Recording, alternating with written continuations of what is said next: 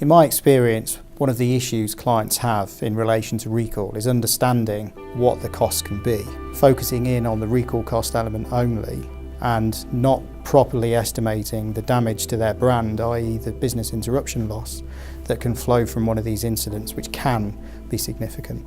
We find that they understand that they've got a lot more exposure in regards to recall than they ever thought. And time again, what we found is people underestimate their recall exposure. And we're seeing more and more recalls today.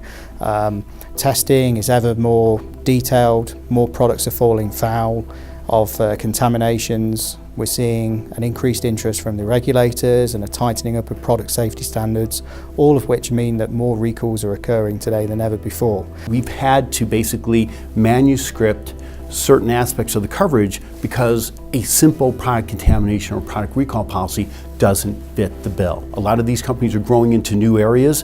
One of them, for example, are grocery stores or supermarkets that are now offering freshly prepared foods.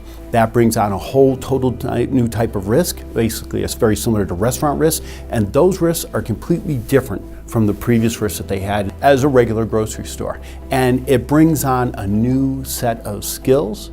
It brings on new risks and exposures. Now, every recall is different. I've seen a number of different recalls, from a small recall costing $500,000 to multi-million-dollar recalls. But what we can say is that generally recalls are more expensive than clients would initially estimate. I mean, at the end of the day, it's the coverage that counts. So often we see insureds buying insurance policies on price because they don't understand the importance of the coverage.